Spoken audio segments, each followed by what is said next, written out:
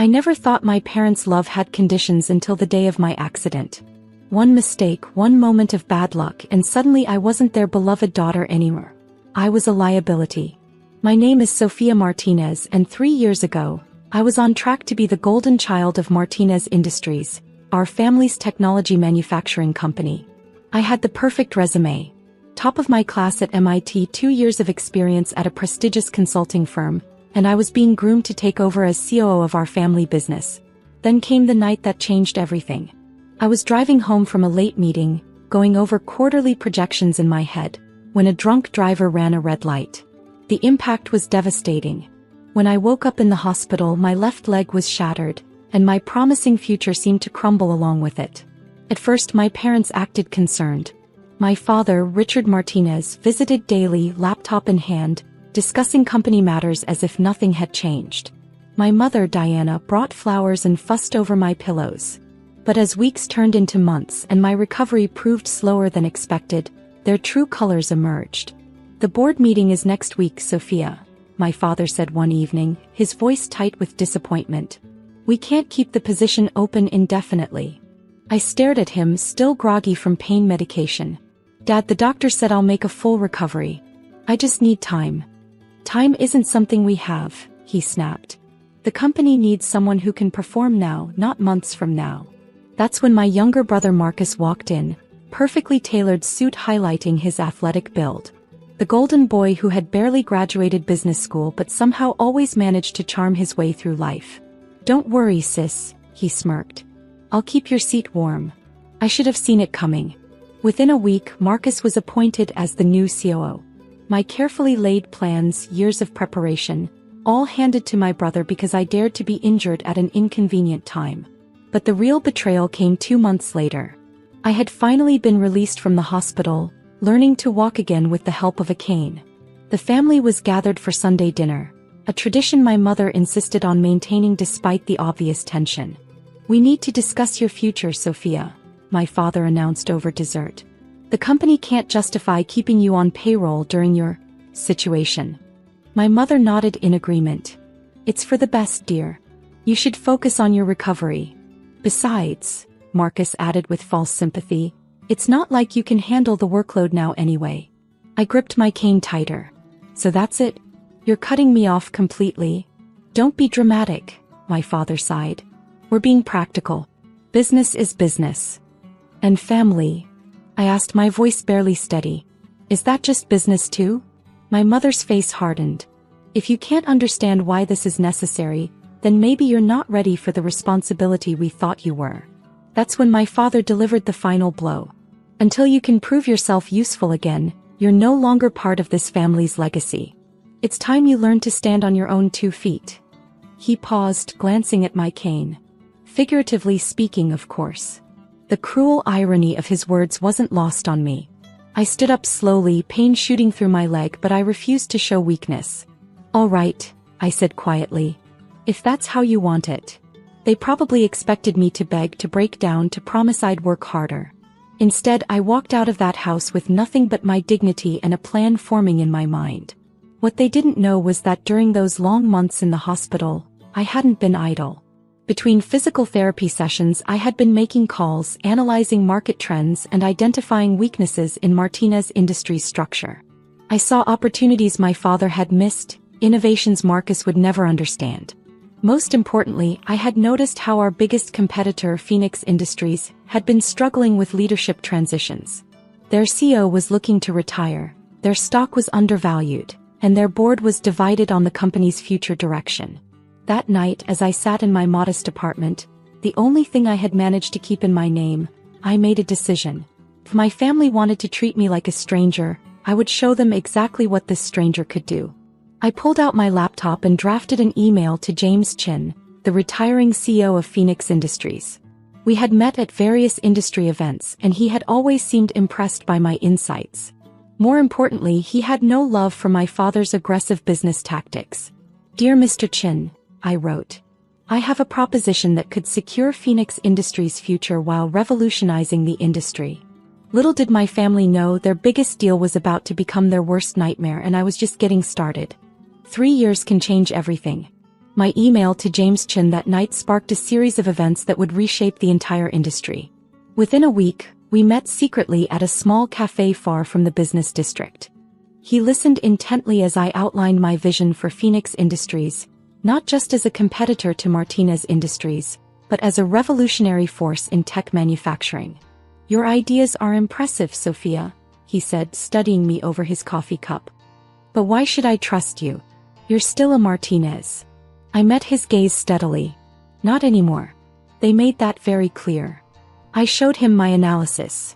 Detailed reports on market trends, innovative manufacturing processes, and most importantly, the hidden weaknesses in Martinez Industries' strategy, weaknesses only someone from the inside would know. James leaned back, a slow smile spreading across his face. "You know what? I've been looking for someone who could take Phoenix in a new direction. Someone hungry, someone with something to prove." That meeting changed my life. Within months, I was appointed as Phoenix Industries' new CEO, but we kept my identity hidden. To the public, SM Phoenix was a mysterious figure who had impressed the board with innovative vision and technical expertise. Only James and a select few knew who really sat in the CEO's chair. I threw myself into transforming Phoenix Industries. Every sleepless night, every physical therapy session, every moment of pain fueled my determination. My leg healed stronger than before, and so did my resolve. Under my leadership, Phoenix Industries underwent a silent revolution. We acquired smaller companies, modernized our production lines, and secured patents that would prove crucial in the coming years. Our stock price tripled, but I made sure Martinez Industries remained unaware of the true scale of our success. Meanwhile, I watched from afar as my brother Marcus ran our family company into the ground. His flashy initiatives and poorly planned expansions drained resources. My father, too proud to admit his mistake, kept covering for Marcus's failures. The company that had been my birthright was slowly crumbling. Then came the opportunity one had been waiting for. Martinez Industries desperately needed a partnership with a major tech manufacturer to survive. Marcus had burned bridges with most potential allies, leaving Phoenix Industries as their only viable option. When their board proposed a meeting, I knew my moment had arrived. The morning of the meeting, I arrived early at Phoenix's headquarters. My assistant Lisa helped me prepare the conference room. "Are you ready for this?" she asked, knowing the full story. I smoothed down my designer suit, a far cry from the simple clothes I'd worn when my family cast me out. "I've been ready for 3 years." At exactly 9 a.m. the Martinez contingent arrived. Through the security cameras, I watched my father stride in, followed by Marcus and various board members. They were escorted to the conference room, their faces confident, having no idea what awaited them. "Mr. Martinez," my assistant announced through the intercom, "the CEO will join you shortly." I stood outside the double doors, listening to my brother's arrogant voice through the wood. "This should be easy. Phoenix needs this deal more than we do." Taking a deep breath, I pushed open the doors. The room fell silent. My father's face went white. Marcus's mouth hung open in shock. I walked slowly to the head of the table, each click of my heels echoing in the stunned silence. "Good morning, everyone," I said calmly, sitting down. "I'm SM Phoenix, CEO of Phoenix Industries. Though some of you may know me better as Sophia Martinez." This is impossible," Marcus stammered. I smiled, pulling out a folder. "Oh, it's very possible. And we have much to discuss about the future of both our companies." My father found his voice. "Sophia, whatever game you're playing, This is no game," I cut him off. "This is business. Isn't that what you taught me? Business is business." I opened the folder and began distributing documents. "Let's review Phoenix Industries' terms for this partnership. As you'll see, we're proposing a complete restructuring of Martinez Industries' management team." Marcus jumped to his feet. "You can't do this. Dad, tell her she can't do this." "Actually, I can," I replied smoothly. "Your company's stock has fallen 60% under your leadership, Marcus. The board is losing confidence. Without this deal, Martinez Industries will face bankruptcy within 6 months. These numbers don't lie, even if our family did." My father's hands trembled as he read through the documents. These terms, they would give Phoenix controlling interest. "Correct." I leaned forward. "In fact, through various shell companies, Phoenix already owns 15% of Martinez Industries shares. We've been quietly buying while Marcus's mistakes drove the price down. The room erupted in chaos. Board members whispered urgently to each other. Marcus looked like he might be sick. My father just stared at me, seeing for the first time not his broken daughter but a powerful adversary. You planned this, he said quietly. All of it. I learned from the best, I replied. You taught me that family and business don't mix. Consider this my graduation project. The next 2 hours were intense negotiations, but I held all the cards. By the end, the deal was done. Phoenix Industries would absorb Martinez Industries. Marcus would be removed from his position. My father would retire with a generous but meaningless honorary title. As the shell-shocked board members filed out, my father lingered behind. Sophia, he started, his voice heavy. We were wrong. Yes, you were. I gathered my papers. But don't worry. Unlike you, I won't let family connections influence my business decisions. You'll be treated exactly like any other retired executive. He flinched at my words thrown back at him. Can we try to fix this? As a family. I looked at him for a long moment, remembering the night they cast me out, the cruel words, the years of silence. I have a board meeting to prepare for, I said finally. My assistant will show you out. As the door closed behind him, I stood at the window of my office. My real office, not the one they'd promised me years ago.